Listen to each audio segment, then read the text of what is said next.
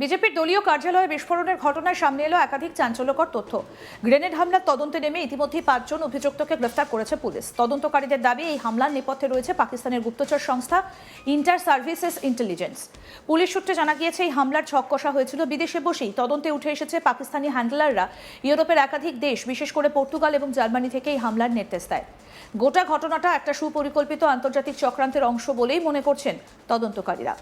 এদিকে ধৃতদের জিজ্ঞাসাবাদ করে আরও গুরুত্বপূর্ণ তথ্য সামনে আসতে পারে বলে মনে করছে পুলিশ।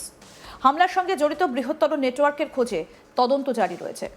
চণ্ডীগড়ে বিজেপির দলীয় কার্যালয়ের সামনে বিস্ফোরণের ঘটনায় ক্রমশ সামনে আসছে একের পর এক চাঞ্চল্যকর তথ্য। তদন্ত যত এগোচ্ছে ততই স্পষ্ট হচ্ছে যে এই হামলা কোনো বিচ্ছিন্ন ঘটনা নয়, বরং একটা সুপরিকল্পিত আন্তর্জাতিক ষড়যন্ত্রের অংশ।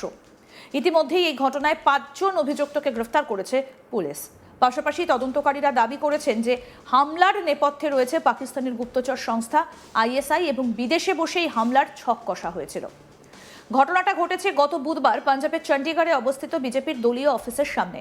হঠাৎই একটা শক্তিশালী বিস্ফোরণে কেঁপে ওঠে গোটা এলাকা। বিস্ফোরণের শব্দে আতঙ্ক ছড়িয়ে পড়ে আশেপাশে। স্থানীয় বাসিন্দারা প্রথমে কিছু বুঝে উঠতে না পারলেও পরে পরিস্থিতি স্পষ্ট হয়। বিস্ফোরণের তীব্রতায় আশপাশের এলাকায় ক্ষয়ক্ষতিও হয় বলে জানা গিয়েছে। যদিও এই ঘটনায় বড়সড় প্রাণহানির খবর মেলেনি, তবে আতঙ্ক এবং নিরাপত্তা নিয়ে প্রশ্ন তৈরি হয়েছে। বিস্ফোরণের কিছুক্ষণের মধ্যেই দায় স্বীকার করেছে খালিস্তানি সমর্থক সুখজিন্দর সিং বাব্বর। একটা বার্তায় সে দাবি করে যে এই হামলা তাদেরই পরিকল্পনার অংশ। শুধু দায় স্বীকারেই থেমে থাকেনি, বরং হুমকির সুরে জানানো হয় পাঞ্জাবের মাটি খালসার মাটি, পাঞ্জাব খালিস্তান হবে। এই বার্তার পর থেকে গোটা ঘটনাকে ঘিরে বাড়তে থাকে উত্তেজনা এবং উদ্বেগ।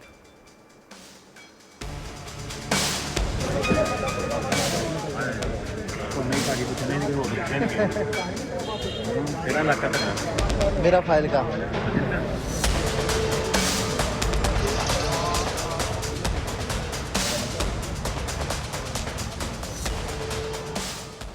ঘটনার পরপরই তদন্তে নামে পাঞ্জাব পুলিশের কাউন্টার ইন্টেলিজেন্স শাখা এবং চণ্ডীগড় পুলিশ। শুরু হয় জোরদার তল্লাশি অভিযান। বিভিন্ন সূত্র ধরে তদন্ত এগোতে থাকে। প্রযুক্তিগত নজরদারি, স্থানীয় তথ্যদাতাদের সাহায্য এবং গোয়েন্দা তথ্যের ভিত্তিতে কয়েকদিনের মধ্যেই বড় সাফল্য পায় পুলিশ। শনিবার এই ঘটনায় জড়িত সন্দেহে 5 জনকে গ্রেফতার করা হয়। ধৃতদের জিজ্ঞাসাবাদ করে তদন্তকারীরা জানতে পারেন তারা একটা বড় চক্রের অংশ। এই চক্রটা বিভিন্ন ভাগে বিভক্ত ছিল এবং প্রত্যেকের আলাদা আলাদা দায়িত্ব ছিল। কারো কাজ ছিল অস্ত্র সংগ্রহ করা, কারো দায়িত্ব ছিল তার নির্দিষ্ট স্থানে পৌঁছে দেওয়া, আবার কেউ সরাসরি হামলার সঙ্গে যুক্ত ছিল। এই বিষয়ে বিজেপি মুখপাত্র বিনীত যোশী কি বলেছেন শুনব।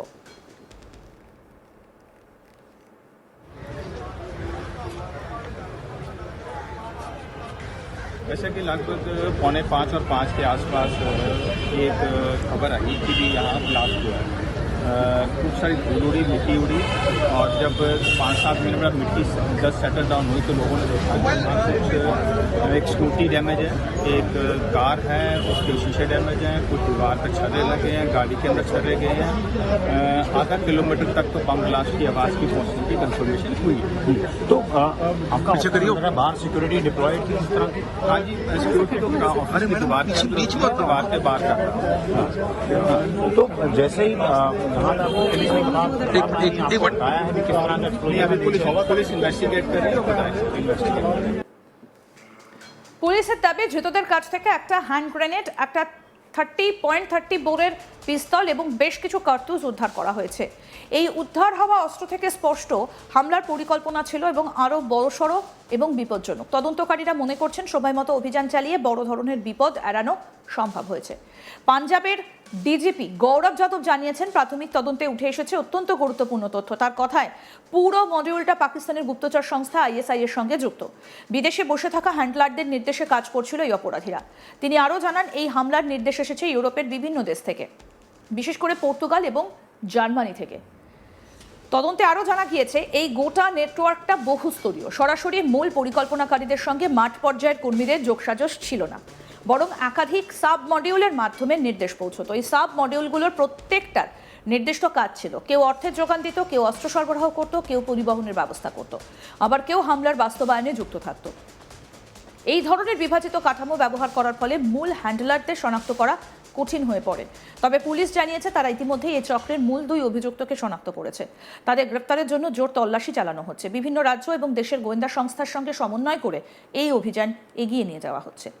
এক পুলিশ আধিকারিক বলেন 5টার সময় খবর আসে বিজেপি অফিসে বিস্ফোরণের শব্দ শোনা গেছে। তারপরে পুলিশের টিম ঘটনাস্থলে পৌঁছয়। সেখানে কি ঘটেছে গোটা বিষয়টা নিয়ে তদন্ত শুরু হয়েছে। তদন্তকারী টিম ঘটনাস্থলে পৌঁছে তদন্ত করছে এবং এনআইএ ঘটনাস্থলে এসেছে। এবার আপনাদের শোনাবো কি বলছেন একজন পুলিশ আধিকারিক। ਅੱਜ ਸਾਨੂੰ 5 ਵਜੇ ਦੇ ਕਰੀਬ ਇੱਕ ਇਨਫੋਰਮੇਸ਼ਨ ਆਈ ਸੀ ਕਿ ਬੀਜੇਪੀ ਆਫਿਸ 37 ਸੈਕਟਰ ਕੁਝ ਆਵਾਜ਼ ਆਈ ਹੈ ਜਿਹੜੀ ਬਲਾਸਟ ਵਰਗੀ ਲੱਗ ਰਹੀ ਹੈ। ਇਨਫੋਰਮੇਸ਼ਨ ਤੋਂ ਇਮੀਡੀਏਟਲੀ ਬਾਅਦ ਮੈਂ ਤੇ ਸਾਡੀ ਸਾਰੀ ਟੀਮਸ ਇੱਥੇ ਰਿਸਪੌਂਡ ਕੀਤੀਆਂ। ਵਿਦਿਨ 10 ਮਿੰਟਸ ਮੈਂ ਇੱਥੇ ਪਹੁੰਚ ਗਈ ਸੀ। ਇੱਥੇ ਆ ਕੇ ਦੇਖਿਆ ਹੈ ਕਿ ਇੱਕ ਕਰੂਡ ਟਾਈਪ ਛੋਟੀ ਕੋਈ ਚੀਜ਼ ਜਿਹੜੀ ਕਿਸੇ ਨੇ ਸ਼ਰਾਰਤ ਵਜੋਂ ਸੁੱਟੀ ਗਈ ਹੈ ਇੱਥੇ, ਉਹਦੀ ਜਿਹੜੀ ਵੀ ਡਿਟੇਲਸ ਹੈ ਅਸੀਂ ਹਲੇ ਵੈਰੀਫਾਈ ਕਰ ਰਹੇ ਹਾਂ। ਸਾਡੀ forensic science laboratory central forensic science laboratory ਦੀ ਟੀਮਸ ਇੱਥੇ ਪਹੁੰਚ ਚੁੱਕੀਆਂ। ਨੈਸ਼ਨਲ ਇਨਵੈਸਟੀਗੇਸ਼ਨ ਏਜੰਸੀ ਦੀ ਟੀਮਸ ਇੱਥੇ ਪਹੁੰਚ ਚੁੱਕੀਆਂ। ਸਾਡੀ ਕ੍ਰਾਈਮ ਬ੍ਰਾਂਚ ਆਪਰੇਸ਼ਨ ਸੈੱਲ ਤੇ ਡੀਸੀਸੀ ਦੀ ਟੀਮਸ ਇੱਥੇ ਪਹੁੰਚ ਚੁੱਕੀਆਂ। ਅਸੀਂ ਅੱਗੇ ਇਨਵੈਸਟੀਗੇਟ ਕਰ ਰਹੇ ਹਾਂ ਤੇ ਕੋਈ ਵੀ ਇਨਫੋਰਮੇਸ਼ਨ ਬਲਾਸਟ ਬਾਰੇ ਜਾਂ ਕੋਈ ਹੋਰ ਲੀਡ ਹੋਏਗੀ ਅਸੀਂ ਤੁਹਾਨੂੰ ਦੱਸਾਂਗੇ। any idea what kind of explosive it was? मैं अब हिंदी में बता देती हूँ। Any idea what kind of आज तकरीबन 5 बजे हमें इन्फॉर्मेशन आई थी कि बीजेपी ऑफिस 37 सेक्टर में एक कोई धमाके जैसी आवाज़ आई है। सूचना मिलने के बाद मैं और मेरी टीम यहाँ पे हम पहुँचे हैं। हमारे central forensic science team laboratory भी यहाँ पे पहुँची है। प्राइमा फेसी ऐसा लग रहा है कि कोई छोटी क्रूड टाइप चीज़ यहाँ पे फेंकी गई है। एनआईए की टीम्स यहाँ पे आ चुकी हैं, एफएसएल टीम्स हैं, चंडीगढ़ पुलिस की ऑपरेशन सेल, क्राइम ब्रांच और डिस्ट्रिक्ट क्राइम सेल की टीम्स यहाँ पे पहुँच चुकी हैं। इन्वेस्टिगेशन चल रही है। इसके अलावा अभी कोई इन्फॉर्मेशन नहीं है, कोई मिलेगी और हम आपको उसके बारे में अपडेट करेंगे। Ma'am, it was planted in a scooter or it was thrown like what? We can't share more details, हम कर नहीं सकते हैं शेयर। जैसे ही हम कोई डिटेल्स शेयर करने के कैपेसिटी में होंगे हम आपके साथ आज তদন্তকারীদের মতে এই হামলাটা শুধু একটা রাজনৈতিক দলকে লক্ষ্য করে নয়, বরং রাজ্যের শান্তি এবং স্থিতিশীলতা নষ্ট করার উদ্দেশ্যেই করা হয়েছে। বিশেষ করে খালিস্তানি আন্দোলনকে উস্কে দেবার চেষ্টা হিসেবে এই ঘটনাকে দেখা হচ্ছে। সাম্প্রতিক সময়ে পাঞ্জাবে বিচ্ছিন্নতাবাদী কার্যকলাপের কিছু ইঙ্গিত মিলেছিল এবং এই হামলা সেই প্রবণতারই অংশ হতে পারে বলেই মনে করছেন বিশেষজ্ঞরা। পুলিশ সূত্রে খবর, ধৃতদের জিজ্ঞাসাবাদে আরও বেশ কিছু গুরুত্বপূর্ণ তথ্য মিলছে। তারা জানিয়েছে বিদেশে বসে থাকা হ্যান্ডলাররা সোশ্যাল মিডিয়া এবং এনক্রিপ্টেড মেসেজিং অ্যাপের মাধ্যমে যোগাযোগ রাখত। নির্দেশ দেওয়া হতো অত্যন্ত গোপনীয়ভাবে, যাতে কোনোভাবেই সেটা সহজে ট্র্যাক করা না যায়। এই ঘটনার নিরাপত্তা ব্যবস্থা নিয়েও প্রশ্ন উঠেছে। একটা গুরুত্বপূর্ণ রাজনৈতিক দলের কার্যালয়ের সামনে কিভাবে এই ধরনের বিস্ফোরণ ঘটানো সম্ভব হলো তা নিয়ে ইতিমধ্যেই তদন্তও শুরু হয়েছে। নিরাপত্তার ফাঁকফোকর খতিয়ে দেখা হচ্ছে এবং ভবিষ্যতে যাতে এমন ঘটনা না ঘটে তার জন্য কড়া ব্যবস্থা নেবারও আশ্বাস দিয়েছে প্রশাসন। রাজনৈতিক মহলেও এই ঘটনাকে ঘিরে তীব্র প্রতিক্রিয়া দেখা গেছে। বিভিন্ন রাজনৈতিক দল এই হামলার নিন্দা করছে এবং দোষীদের কঠোর শাস্তির দাবি জানিয়েছে।